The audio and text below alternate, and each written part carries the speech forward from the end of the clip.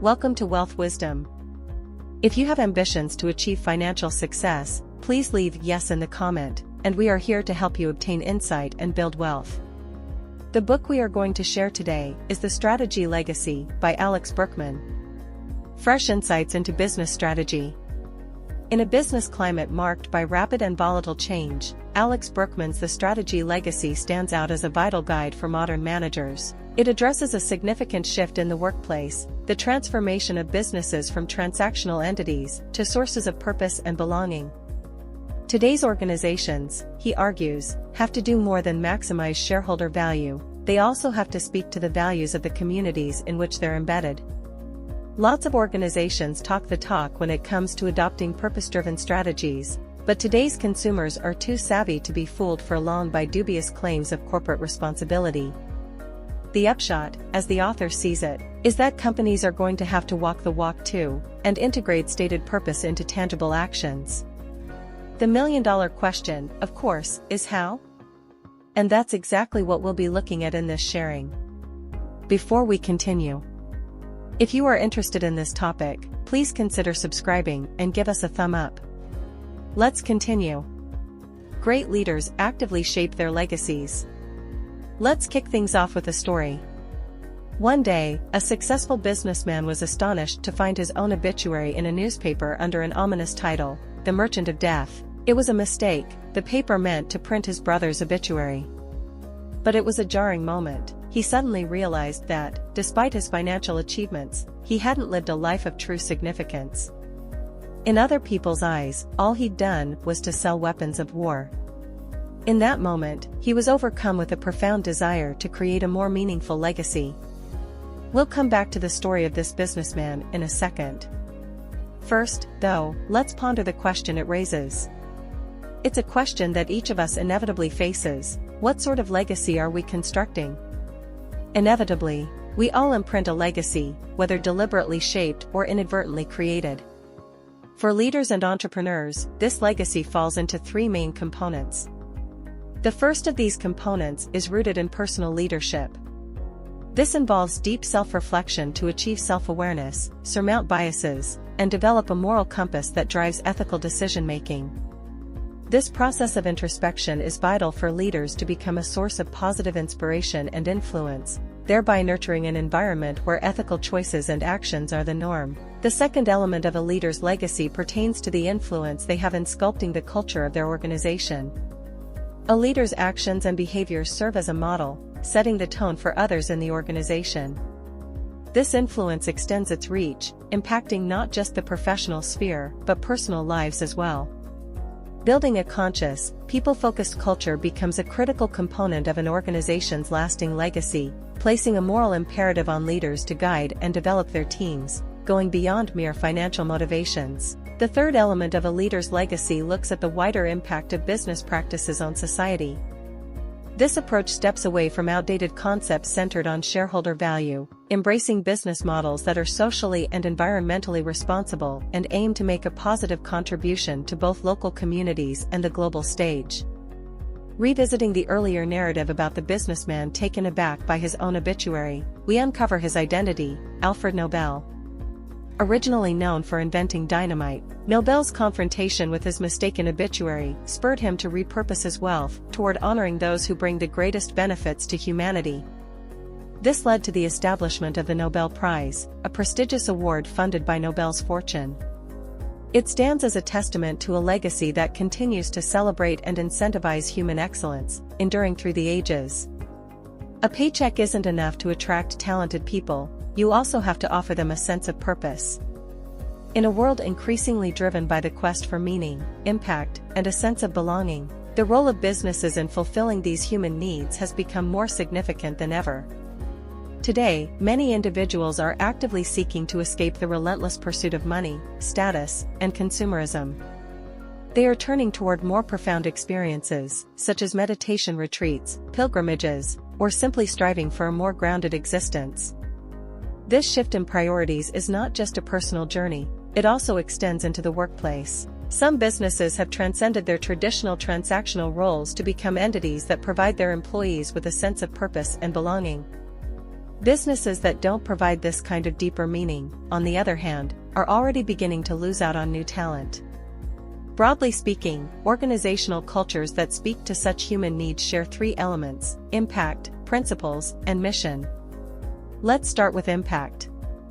This element translates an organization's purpose into action.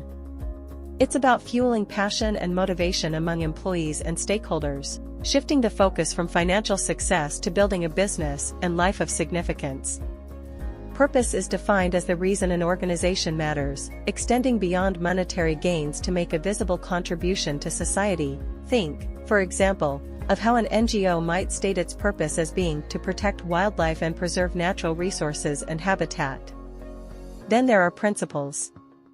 These are a set of non-negotiable values guiding desired behaviors within an organization, forming a foundational aspect of the desired culture. A notable example is Patagonia, an outdoor apparel company, which has aligned its core values with protecting the planet, demonstrated by their commitment to donate a share of their profits to environmental charities. Principles can also be smaller in scale. A good example comes from Patina Brewing, a Canadian craft brewery that, during a heat wave, opened its air-conditioned space to the public outside business hours, showcasing its core value of community. Finally, companies that speak to human needs have a mission, a clear and straightforward statement of what it does and for whom. It should be easily understandable to everyone. The simple yet effective mission statement of Germany's voluntary fire brigades, save, extinguish, rescue, protect, is a great example of a clear and impactful mission statement. Businesses in today's world must provide more than just products or services. By fostering an organizational identity centered around impact, principles, and mission, they can contribute to a meaningful and fulfilling experience for their employees, stakeholders, and society at large. Organizations that embrace purpose can't just talk the talk, they also have to walk the walk. The evolving landscape of corporate responsibility is witnessing a significant shift from the long-held notion by economist Milton Friedman that an organization's primary responsibility is to maximize profits and serve its shareholders. A more holistic approach is emerging, recognizing the importance of catering to a broader range of stakeholders, including customers, employees, suppliers, communities, the environment, and shareholders. This shift was notably endorsed in 2019 by the Business Roundtable, a group of CEOs from major U.S. corporations, signaling a move toward a more inclusive understanding of corporate purpose. But merely acknowledging a broader responsibility is not sufficient. The real challenge lies in turning purpose into action. Consumers, employees, and investors are increasingly adept at discerning whether organizations are genuinely committed to their declared purpose or merely paying lip service. A company's purpose must be more than a mere statement. It should be a driving force that provides meaning and direction across the organization and legitimizes its existence beyond profit-making and job security. The overuse and misapplication of the term purpose have led to its dilution. Many businesses articulate a well-defined purpose but fail to act on it. In some cases, purpose statements are merely superficial attempts to attract talent and investors, without a genuine commitment to the values they proclaim. An example of this disconnect can be seen in the case of a company like Coca-Cola, which, despite its partnership with the World Wildlife Fund for water stewardship, has been criticized for its lack of progress in reducing plastic waste. This raises questions about the authenticity and scale of its impact. As management consultant Ron Carucci puts it, the right to claim a purpose has to be earned. Purpose statements should be a reflection of an organization's actions and values, not a premature declaration that can be used against it. The true test of a purpose is whether it can be observed and felt in the company's actions, rather than just read in its mission statement. Ultimately, the intent behind a purpose is crucial, but it is not enough. Action is what transforms intent into reality. Talking about a purpose is good, but actively pursuing it to create a positive impact is what truly matters. It's this transition from intent to action, from declared purpose to tangible impact, that defines the true value and credibility of an organization's purpose. Effective leaders cultivate healthy habits. In the realm of personal and professional development, habits are a force to be reckoned with. They can either propel us towards success or lead us astray. Habits, whether detrimental like excessive social media use or beneficial like regular exercise, shape our lives profoundly. In the professional context, this principle is equally applicable. Habits in business can range from dangerous, like an ego-driven focus on rewards, to healthy, like strategic thinking and decision-making. The first healthy habit essential for business leaders is developing strategic acumen. This skill involves more than just day-to-day operations, it requires a broader vision. By building knowledge and honing skills in strategy design and implementation, leaders can avoid complacency. This strategic mindset leads to better business outcomes and a more fulfilling professional life. The second habit is learning to say no by default. The business world is rife with opportunities and ideas, but not all are worth pursuing. Effective strategy requires discernment and focus, which means saying yes only to the most aligned and promising ideas. This selective approach ensures that time, energy, and resources are devoted to the most impactful initiatives, enhancing the likelihood of success. The third healthy habit for business leaders involves regularly conducting an organizational health check. Much like personal health assessments, these checks are vital for a business's well-being. They involve asking critical questions about the company's unique problem-solving capabilities, how its purpose is reflected in its vision and offerings, the relevance of its business strategy, and the understanding of each team member's role in executing the strategy. These health checks ensure that the business remains on track and addresses potential issues proactively. Successful business habits are not just about preventing negative outcomes, they are about actively creating a positive trajectory for the business. By cultivating habits that foster strategic thinking, disciplined focus, and regular self-assessment, leaders can guide their businesses toward sustained success and growth. A company's identity should dictate its organizational design. In the late 19th century, American architect Louis H. Sullivan posited his famous principle of form follows function. This principle, transcending its architectural origins, now significantly influences the realm of organizational identity and strategy. It encapsulates the idea that an organization's structure and processes should be tailored to support its core identity and strategic goals. Form follows function manifests in various ways within a company. To better align with its evolving identity, a company might undergo structural alterations like divesting a business unit, resizing the board, or creating new departments. But possible changes are not limited to physical restructuring, they also extend to process re-engineering. This can involve enhancing customer service or adopting new collaboration models, all aimed at reinforcing the new organizational identity. Leadership development is critical in this context. It involves equipping leaders with the necessary skills and understanding to drive any desired change. When leadership is aligned with the strategic needs of the business, it fosters an environment of vibrant dialogue. Teams begin to grasp their role in this new identity, understanding both their contribution and personal emotional investment in achieving new strategic objectives. But transforming an organization's identity comes with its own unique challenges. Like an airplane needing the right balance of forces to take off, an organization requires a harmonious interplay of various elements.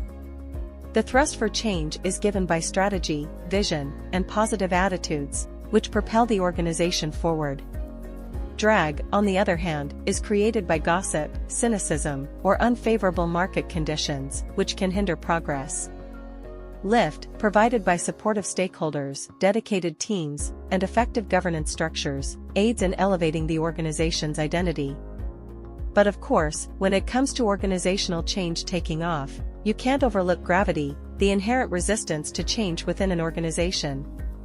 This resistance can be mitigated by shedding the weight of obsolete management systems, which often are more geared toward maintaining the status quo than facilitating change.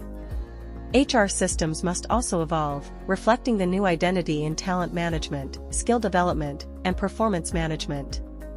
Similarly, incentive and remuneration structures should be recalibrated to encourage behaviors aligned with the new organizational values. In marketing, the focus should shift toward identity-supporting campaigns rather than traditional metrics like click rates.